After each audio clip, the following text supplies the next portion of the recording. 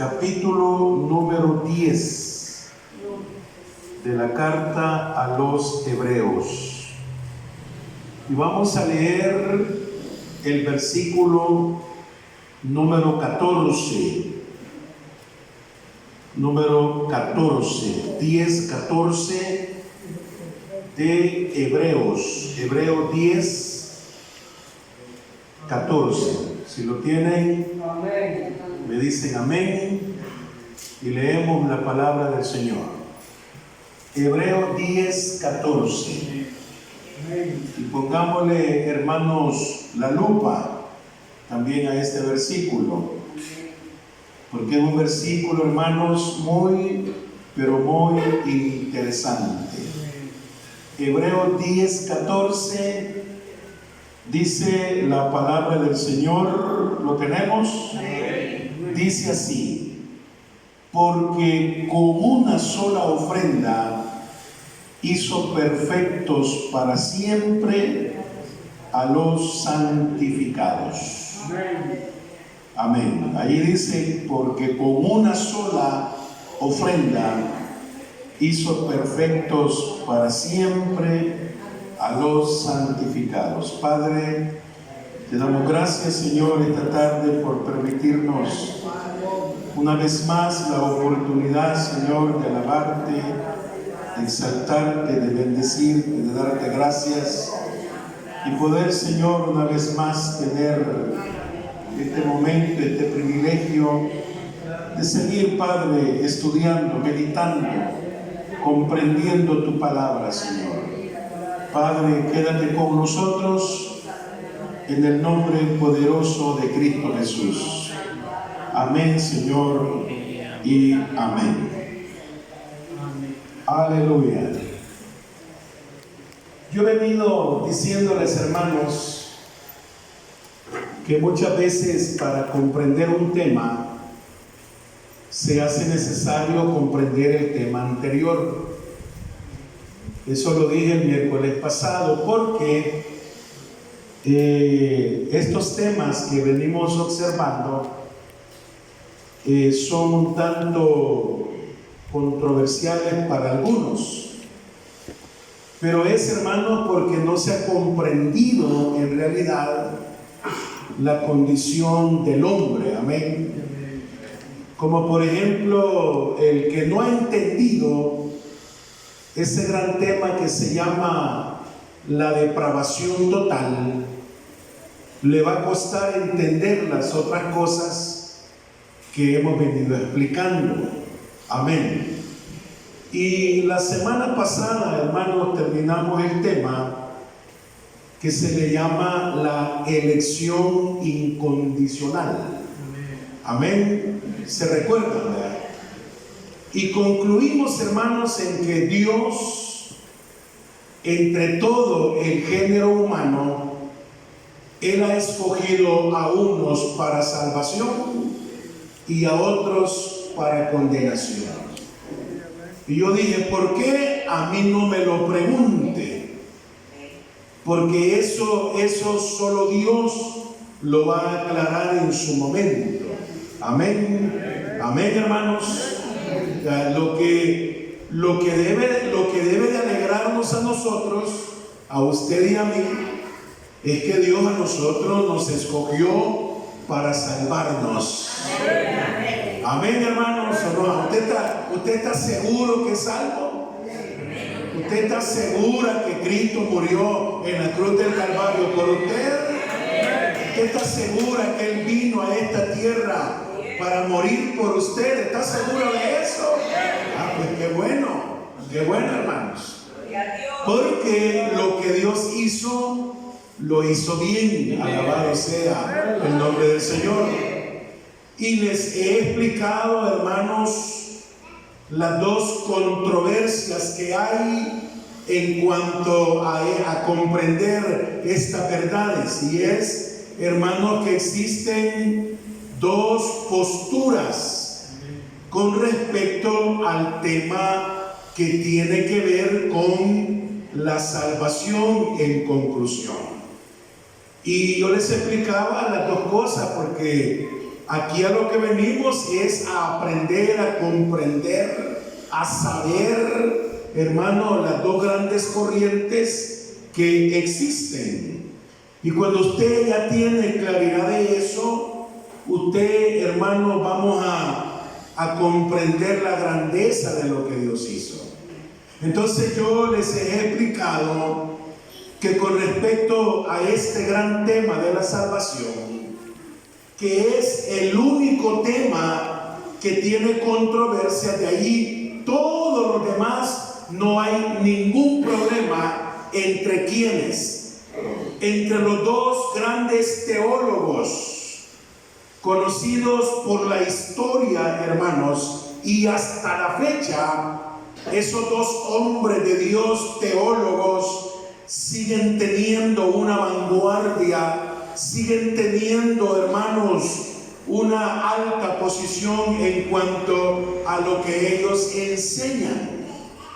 Y yo les vine explicando, hermanos, que hay dos posturas con respecto al tema de la salvación. Amén. Amén. ¿Cuál es una de ellas? Una de ellas es la posición de Jacobo Arminio, un gran teólogo, que él dice y él enseña lo que enseña la Iglesia Católica.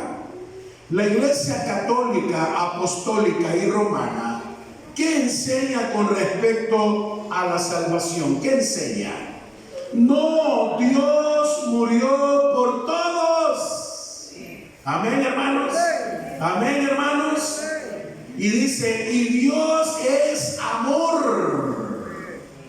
Y si Él murió por todos, al final de todas las cosas, Él nos va a perdonar a todos.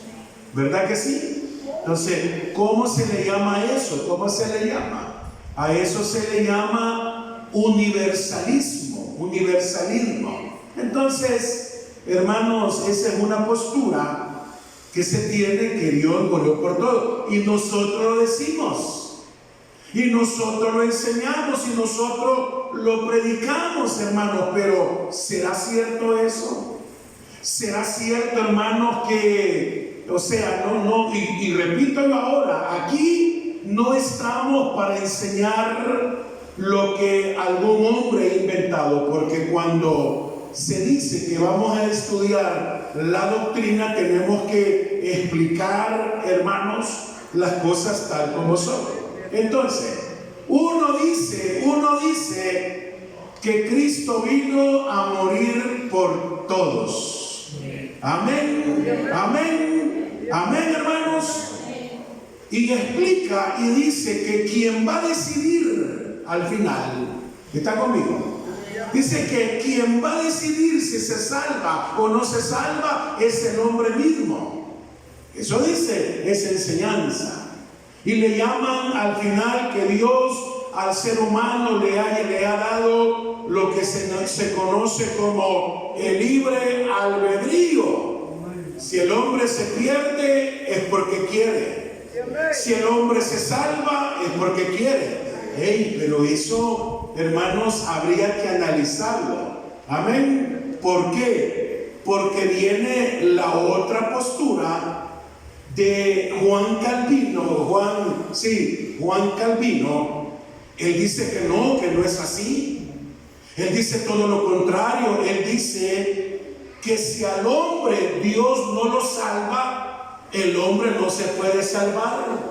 Haga lo que haga, busque lo que busque, intente lo que intente, como por ejemplo, hermanos, esos grandes sacerdotes católicos romanos. Esos hombres, algunos de ellos, a mí me admiran su teología. Cuando me refiero a su teología, me refiero, hermanos, al conocimiento que ellos tienen. Alabado sea el Señor. Pero la pregunta es, ¿un sacerdote católico romano es salvo o no es salvo? Contéstenme, por favor. ¿Qué piensan ustedes? Un sacerdote católico romano, apostólico y romano, que tiene un gran conocimiento, porque, hermanos, ellos son, hermanos, teólogos, pero qué tipos para tener conocimiento. Pero la pregunta es, ¿son salvos o no son salvos? ¿Qué dicen ustedes? ¿Ah? No, ¿sí o no? ¿Son salvos o no? No. ¿Por qué? ¿Por qué no? ¿Por qué no? Por la idolatría, dice el hermano. ¿Por qué más? ¿Por qué más? Porque la salvación solo se obtiene teniendo un verdadero arrepentimiento a nuestro Dios. Si no hay arrepentimiento, no hay perdón de pecados. Alabado sea el nombre del Señor. Vaya, entonces, uno dice que no, que Dios murió por todos y que al final de todas las cosas Dios nos va a salvar a todos porque Dios es amor. Muy bien, la postura de Él, lo que Él piensa, lo que Él analiza. Pero el asunto es que nosotros, hermanos, no nos vamos a dejar llevar por lo que dice un hombre, sino por lo que dice la palabra del Señor, hermano. Amén. Ahora, y el otro dice que no. El otro dice que si Dios nos salva a los hombres no se pueden salvar por sí solos. Dos posiciones totalmente contrarias, sí, totalmente contrarias. Pero el asunto es, y usted, como creyente, como hijo de Dios, como lector de la Biblia, como una persona que viene a escuchar la palabra, ¿cuál es su posición? Amén. Porque aquí se maneja mucho el libre albedrío. Yo estuve tratando de investigar, hermano, cuáles son los textos bíblicos que apoyan, óigame bien, cuáles son los textos bíblicos que apoyan el libre albedrío. ¿A dónde dice la Biblia, hermano, que yo elegí salvarme si yo lo que quería era otra cosa? Como lo dice el tema de la depravación total. ¿Se acuerdan lo que enseña la depravación total? ¿Qué es lo que enseña? ¿Qué es lo que enseña la depravación total, hermano? Lo que enseña es que el hombre siempre elige lo malo. ¿Por qué? Porque es malo. Amén. Amén, hermano. ¿Por qué? ¿Por qué? Porque está muerto espiritualmente. ¿Por qué? Porque no es un hijo de Dios, es un hijo del diablo. Entonces, el hombre siempre elige lo malo. La depravación total dice que el hombre no entiende lo bueno. La depravación total dice que el hombre no quiere hacer lo bueno. ¿Por qué? Porque su condición está muerto espiritualmente. Todos.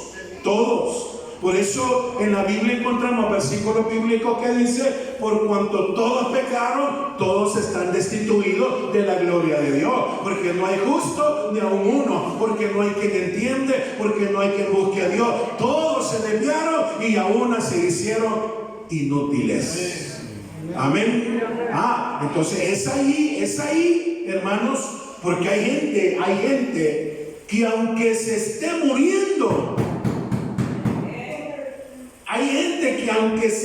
muriendo, hermano. Hace poco yo estuve con un joven que estaba muriendo, que le habían dicho que él ya iba a morir y ya poquito hablaba, y se le hizo el llamado y se le dijo: arrepentite. Que no, dijo: yo me voy a ir donde está mi papá, dijo.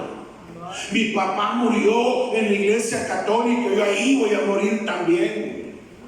Amén. No me llamen para nada. Entonces, el hombre, aunque esté muriendo, hermanos, es duro, sigue siendo. Entonces, ahí es donde ya se comienza a entender lo que Jesús vino a hacer. Amén. Amén, hermano, porque... Y eso es lo bueno, venir a las enseñanzas. Cuando Cristo vino a esta tierra, recuerde que Él dice: a lo suyo vino. ¿Quién era lo suyo? El pueblo de Israel. Amén, lo suyo, el pueblo de Israel. Pero lo suyo no le recibió, lo rechazó. No, hombre, ¿cómo vas a creer eso, hombre? No, si nosotros esperamos a un libertador, no como tú, todo sencillo, no, está bien. Entonces dijo el Señor, está bien, dijo, no hay problema. Yo tengo otras ovejas. Amén, hermanos. Digo, yo tengo otras ovejas que no son de este redil, digo, refiriéndose a Israel. Son de otro redil, los conocidos como los perrillos.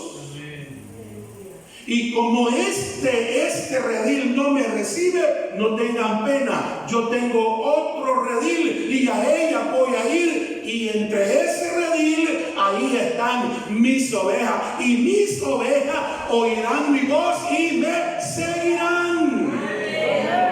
Amén. ¿Quiénes son las que oyen la voz de Dios? Sus ovejas.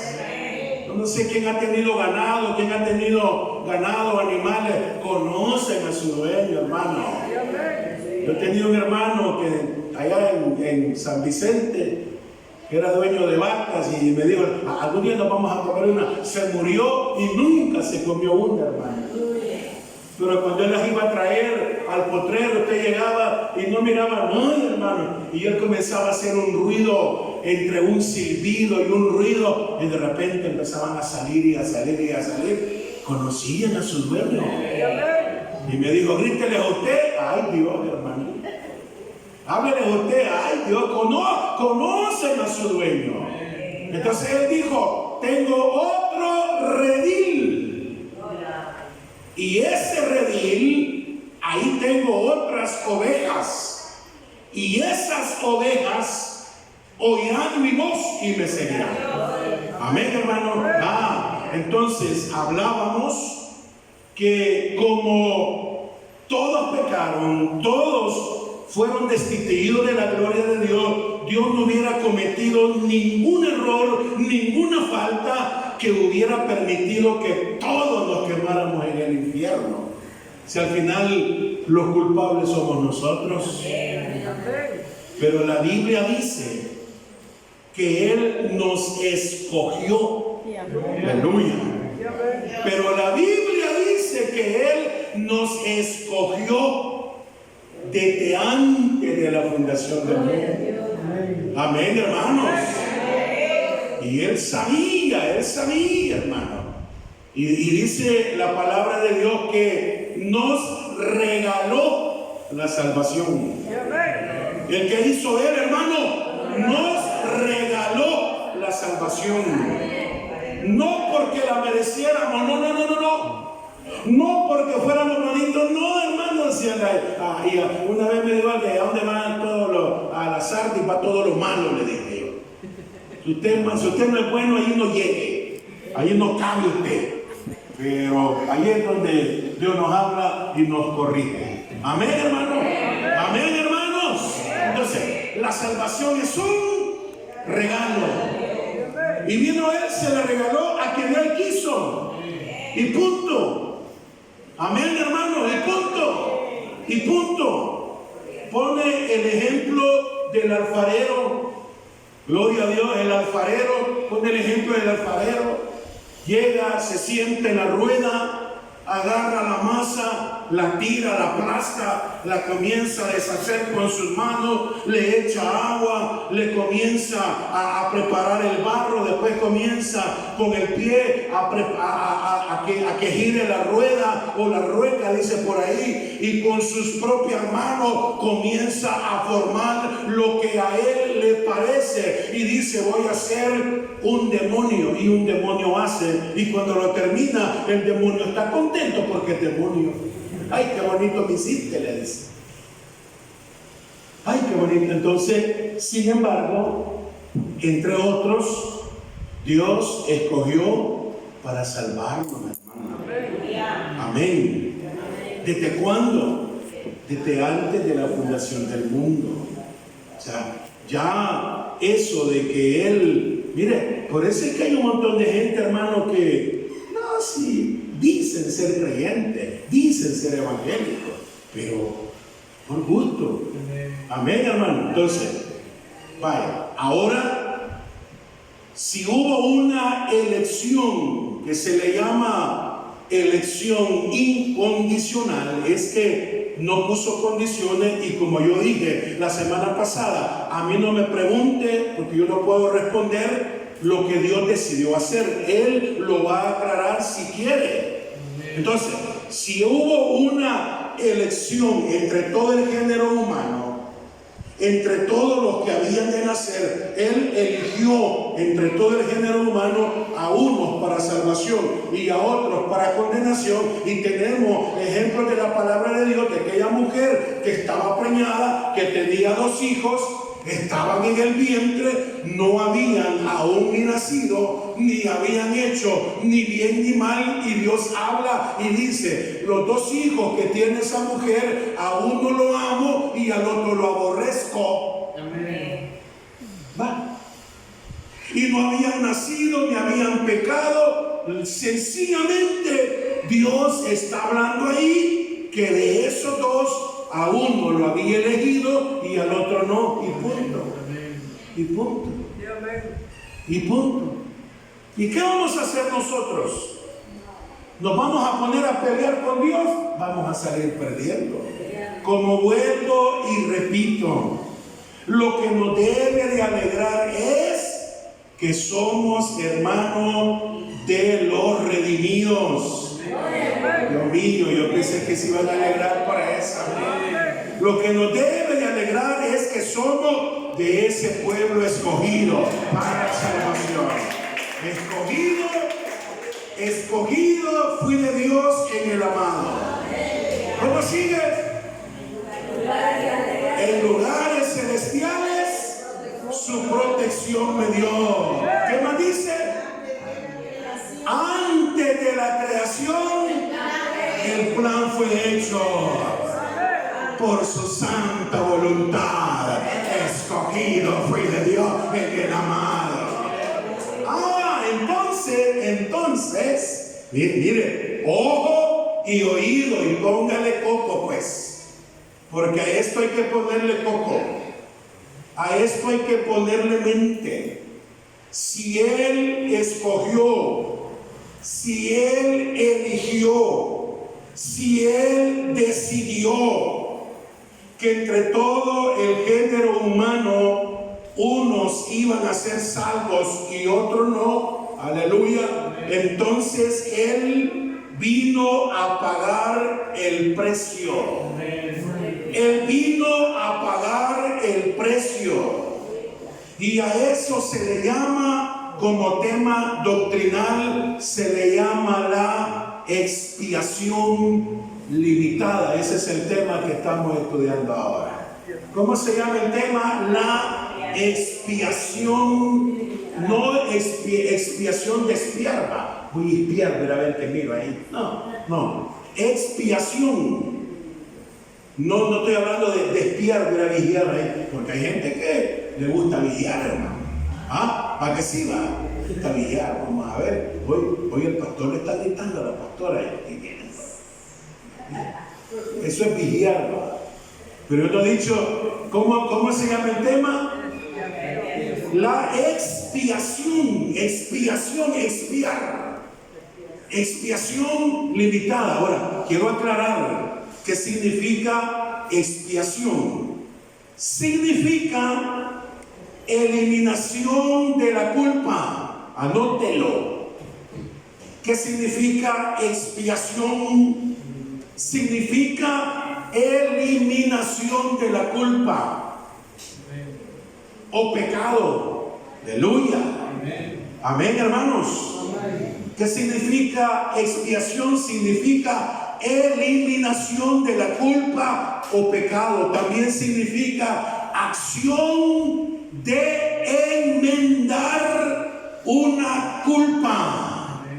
Padre Santo. Tabudos se quedan ustedes que están alegres de lo que estoy diciendo, hermano. Que ni amén pueden decir, o no están aquí, o me están cuestionando, o a saber qué están pensando. Pero expiación significa, ¿qué significa, hermanos? Expiación, eliminación de la culpa o pecado. ¿Qué más significa? Acción de enmendar una culpa. Ahí podemos comprender lo que Cristo vino a hacer por nosotros en la cruz del Calvario. Él dijo: voy a ir a morir por mi pueblo y por nadie más. Aleluya, aleluya. ¿Qué es expiación? También tiene otro concepto. Expiación es el acto o efecto de reparar. Aleluya. Expiación es el acto o efecto de reparar, purificar o enmendar una culpa o pecado. Generalmente mediante un sacrificio o un pago, para así lograr la reconciliación del perdón. Por eso usted sabe que la ley terrenal existe, no sé si todavía existirá, en algunos casos ya no, pero en la ley en El Salvador existe, como por ejemplo, viene el hermano y viene manejando el camión y de repente le sale otro que no puede manejar y ¡prá! Se pega, se golpea. Entonces hay una ley que dice: arreglen ustedes dos ahorita. Amén. Concilien. Amén. Concilien. ¿Cómo se le llama? Tiene otra palabra. Concilien. Entonces hablan, pero mira, te tuve la culpa, que no sé qué, que no sé cuándo, y por último le dice: deme $500, pues vaya, y yo mando a arreglar el carro, y viene el otro, vaya a hacerlo, ¿verdad? Caso cerrado. Y ya cada quien para su casa, el asunto quedó arreglado. Amén, hermano. ¿Sabe dónde ya no se puede? Conciliar. Hoy ya no se puede que alguien abuse de una menor de edad. Hoy ya no se puede conciliar. Hoy se va con sus 40 años, hermano. Entonces, expiación significa eliminación de la culpa, eliminación del pecado, una acción de enmendar una culpa. Significa el acto o el efecto de reparar, de purificar, de enmendar una culpa o pecado. Pero no es así nomás. No es así nomás, generalmente mediante un sacrificio, mediante un pago, alabado sea el Señor, para así lograr la reconciliación o el perdón. ¿Y qué vino a hacer Cristo por nosotros? ¿Qué vino a hacer? ¿Qué vino a hacer, hermanos? A morir por nosotros en la cruz del Calvario. Los que deberíamos haber muerto éramos nosotros, pero Él dijo: no, yo voy a morir por ti. A eso se le llama expiación. ¿Nos quedó claro, hermano? ¿Nos quedó claro, hermanos? Eliminación de la culpa, eliminación del pecado, acción de enmendar una culpa, el acto o efecto de reparar, purificar, enmendar una culpa o pecado. Pero no es así nomás. Tuvo que haber habido un sacrificio, un pago, para así lograr una reconciliación. Entonces, lo que enseña la expiación limitada es que óigame bien esto, y óigalo bien, por favor. Lo que enseña el tema de la expiación limitada es que de la misma manera que Dios ha destinado a los elegidos para gloria, también ha ordenado todos los medios para que ese propósito sea cumplido. Cristo murió para dar cumplimiento a ese decreto que se conoce como el decreto de elección, el cual tiene relación con un número definido de personas, a los elegidos y a nadie más. ¿Sabía usted que hay un número específico de los salvos? ¿O no? Existe en la Biblia, dice la Biblia que habrá un número que la Biblia diga de los elegidos, ¿sí o no? Sí lo hay, hermano Esther. Se los dejo de deber. Y el que me lo traiga le voy a regalar un premio. La pregunta es, imagínense qué pregunta. Dice la Biblia dirá si hay algún número específico o no. Pero le voy a dar, le doy una pista, hermano. No se las doy, ¿verdad? Más o menos. Y cuando se cumpla, ahí me quedo. Ya tiene usted para buscar ese. Pero fíjese que la Biblia dice que Dios ya tiene un número determinado. ¿Aló? Ahora, el único que lo conoce es Él. ¿Cuánto de este pasaje, que algunos ya están caídos porque ya no se congregan? Así le dije a usted, ya no se congregan, ya están caídos. No, que no se queden, ¿cómo para ir a otras cosas así? Pero que Dios los ayude, los saque de pena y los lleve a descansar. Pero ¿cuántos hermanos habrán aquí que están dentro de ese número? Yo no lo sé, pero lo sabe Él. Entonces, ¿qué tenemos que hacer nosotros? Darle testimonio, nada más. Amén, hermano. Entonces, ¿dice la Biblia si existe un número? La verdad es que sí. Entonces, mire qué bonito, mire qué interesante. Si Dios destinó un número para gloria, también ha ordenado todos los medios para que ese propósito sea cumplido. Cristo murió para dar cumplimiento a ese decreto, al decreto de elección, el cual tiene relación a un número definido de personas, y ese número son sus elegidos y nadie más. Amén. Voy a poner un ejemplo. ¿Cuántos hijos tiene usted? 4. ¿A cuántos hijos reconoce? 4. No, mire, usted tiene 20, no, usted está loco, yo tuve 4. Uno se llama Mario, otro se llama Chepe, otro se llama Lupa. 4. Porque usted es el Padre, los conoce. Amén, hermano. ¿Cuántos hijos tiene usted? 5, 2. No, yo tengo 2 hijos. Entonces, Él conoce a sus hijos. Aló, hermano. Entonces, la expiación que Cristo ofreció en el Calvario se le llama limitada. ¿Por qué limitada? Porque según este teólogo, Cristo no murió por todos, sino que vino a morir por sus elegidos y por nadie más.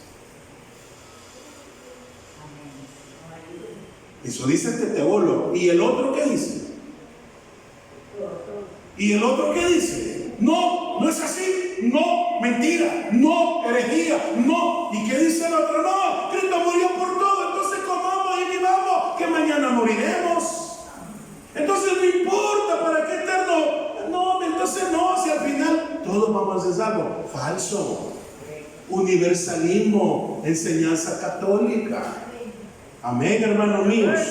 Entonces, y le voy a decir algo, aunque no se maneje de una manera clara, pero toda corriente evangélica enseña de alguna forma esa limitación de la expiación. Aquellos que sostienen que Cristo murió por toda la humanidad, lo dicen, pero también lo limitan. Y a veces nosotros, ese a mí que no me diga que es algo, no se mete en ese problema, hombre. No nos metamos en ese lío, dejémoselo a Dios. Como vuelvo y repito, solo démosle gracias al Señor porque somos parte de lo que Él le plació regalarnos la salvación. Ahora, este versículo que hoy leímos es un versículo clave para defender eso. Porque ¿qué dice el 10:14? Porque con una sola ofrenda. ¿Están conmigo, hermanos? Ahí está hablando de lo que Cristo vino a hacer aquí. ¿Qué vino a hacer? A ofrendar algo. ¿Y qué es lo que Él vino a ofrendar? ¿Una cora que le sobraba? Vamos a recoger la ofrenda, voy a ver si me sobran algunas monedas. Vamos a ver si me sobra alguna cora. No. La ofrenda que Él vino a dar, ¿cuál fue? Su vida. Amén, hermano. Su vida, vino a morir por nosotros en la cruz. Entonces, este versículo dice, porque con una sola ofrenda. ¿Qué hizo? ¿Qué hizo? ¿Qué hizo? Hizo perfectos para siempre a los santificados. Entonces, lo que Él hizo, lo hizo perfecto. Porque con una sola ofrenda hizo perfectos para siempre a los. Por eso es que yo siempre les digo, lupa. Por eso siempre les digo, ojo. Porque si hubiera sido universalismo, ahí dijera, porque con una sola ofrenda los hizo perfecto a todos para siempre. Ahí no dice así. ¿Cómo dice ahí? Porque con una sola ofrenda hizo perfectos para siempre a los santificados. O sea, ¿qué sucede? Voy a terminar con esto porque ya vi que ya guardaron la Biblia, ya lo vi. Ya me di cuenta, ya recibí la señal. Ya vi que abrieron la cartera, ya guardaron la Biblia, ya el lapicero lo guardaron. Como quien dice, de aquí para ellos ya no le pongo atención a nada. Está bien, yo respeto eso. Está bien. Y se me olvidó la idea que le iba a decir. Por andar hablando lo que no tengo que hablar. Ya me acordé. Entonces miren qué bonito, entre todo el género humano, porque yo tengo 2 hermanos que fueron evangélicos y volvieron a la católica. Mi hermano, el que murió, él volvió, como decía mi papá, come santos subradiablos. Así decía mi papá, no, este es come santos, pero lo que surra son diablos. Y mi otra hermana por ahí, que ya la veo, por mi culpa, por mi papá, te digo, muy bien. Yo le dije, nunca fuiste nada. Porque este hombre dice, aquel que llega al Evangelio, persevera un tiempo, se va y nunca vuelve, nunca fue nada. Pero nosotros debemos de estar contentos, felices, que somos de ese grupo, hermanos, que se le conoce como lo que Él escogió desde antes de la fundación del mundo. Y a Él le plació regalarnos la salvación. Porque la salvación es un regalo de Dios. Amén y amén. Vamos a orar, hermanos, para quedar despedidos. Padre nuestro,